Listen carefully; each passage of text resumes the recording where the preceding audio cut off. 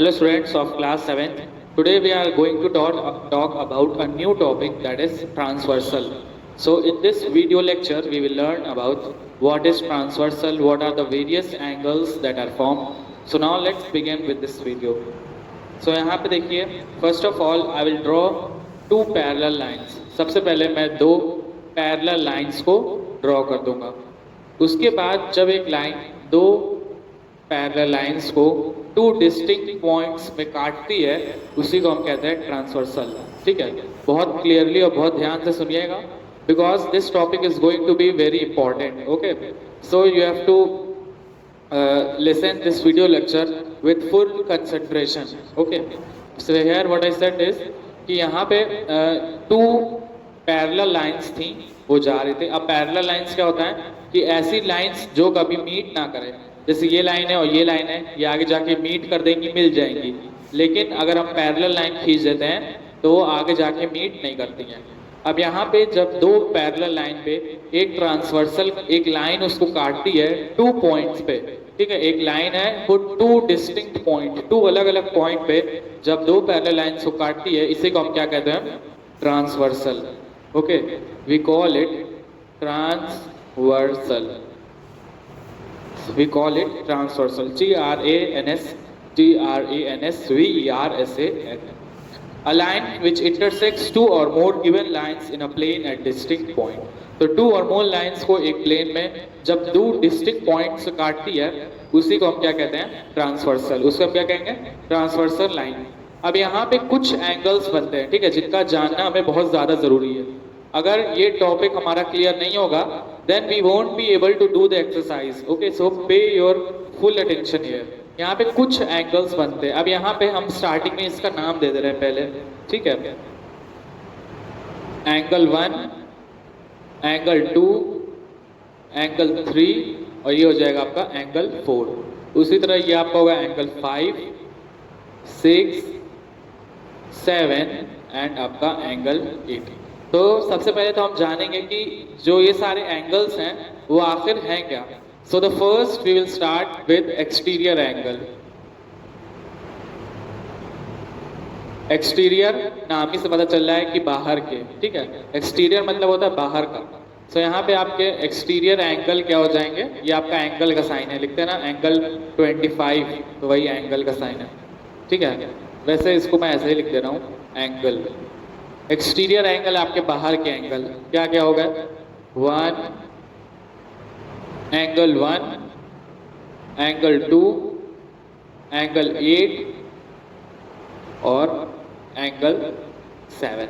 ये सारे जो एंगल्स हैं स्टूडेंट्स, ये आपके कौन से एंगल हैं?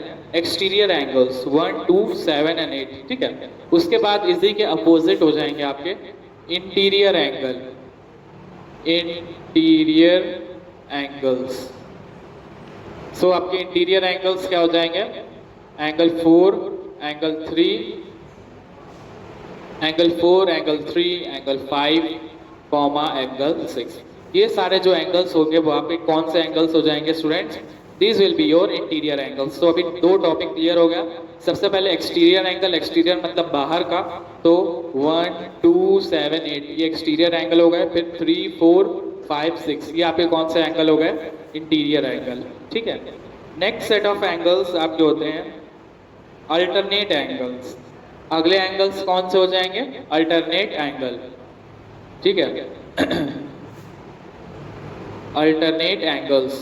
सो अल्टरनेट एंगल से पहले हम लोग बात करेंगे बेसिकली करस्पॉन्डिंग एंगल्स की.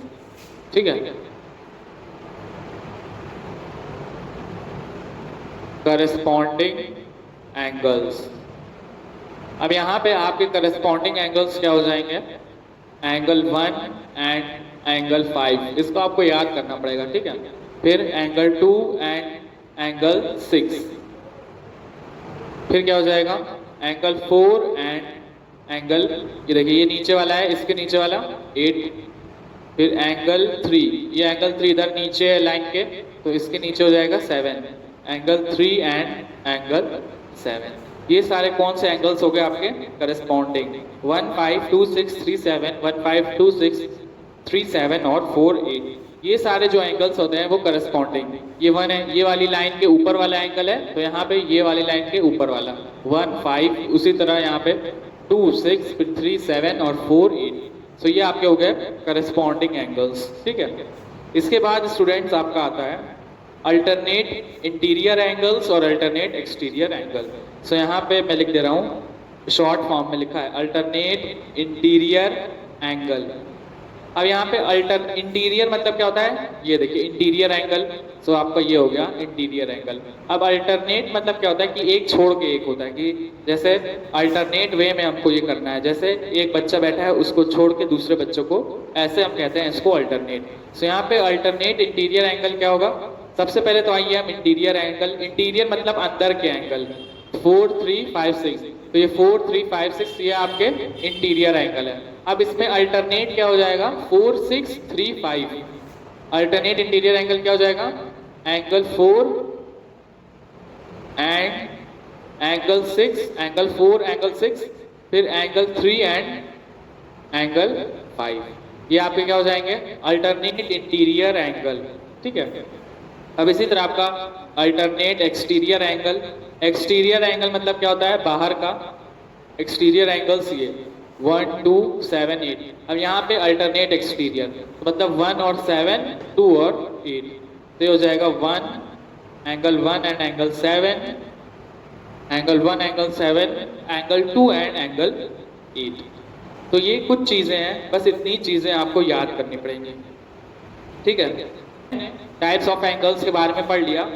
अब हम ये जानेंगे कि जब दो पैरेलल लाइन को एक ट्रांसवर्सल काट देती है तो क्या क्या चीजें बराबर होती हैं। सबसे पहली चीज होती है आपकी अल्टरनेट एंगल्स बराबर होंगे, ठीक है। Alternate interior angles and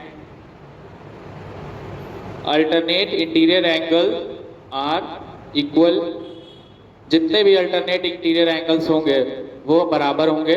alternate exterior angles are equal, जितने भी अल्टरनेट एंगल्स होंगे चाहे इंटीरियर हो और चाहे एक्सटीरियर, दोनों एंगल बराबर होगा। फिर थर्ड में आता है आपका करस्पॉन्डिंग एंगल्स जितने होंगे वो आपके इक्वल होंगे, ठीक है। Alternate angles are equal, corresponding angles are equal.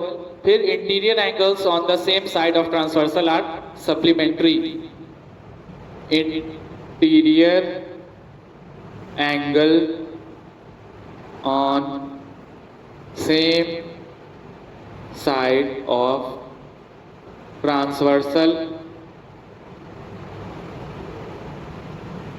are supplementary, ठीक है। तो यहाँ पे आज का वर्क यही होगा आपका कि सबसे पहले आप इसको डायग्राम बना लीजिएगा, उसके बाद जितने एक्सटीरियर एंगल्स हैं इसको नोट कर लीजिएगा, फिर लास्ट में ये नोट कर लीजिएगा। अब लास्ट वाला जो पॉइंट है इसको मैं आपको एक्सप्लेन कर दे रहा हूँ। यहाँ पे लिखा है interior angles on the same side of transversal are supplementary. जैसे आपके इंटीरियर एंगल क्या हो गए, अंदर के एंगल, तो 4 और 5, एंगल 4 प्लस एंगल 5, इन दोनों का जब सम करेंगे, ठीक है, इन दोनों का सम कितने बराबर होगा, 180 डिग्री के। फिर एंगल 3 प्लस एंगल 6 जब आप करेंगे इनका सम कितना होगा, 180 डिग्री का। तो जो पूरे चैप्टर की समरी इतनी है, ठीक है। जो नेक्स्ट एक्सरसाइज आपकी होने वाली है वो इन्हीं सारे टॉपिक्स पे बेस्ड है। सो आपको जितने मैंने इसको एक्सप्लेन किया है इसको आपको बहुत अच्छे से समझना है, और अगर प्रॉब्लम है सो आप स्कूल में भी आके पूछ सकते हैं। सो जब तक आप इसको समझ नहीं पाएंगे then you will understand it, okay. जब भी आप इसको अंडरस्टैंड करेंगे, समझेंगे, then you will be able to solve the exercise, तभी आप एक्सरसाइज को सॉल्व कर पाएंगे।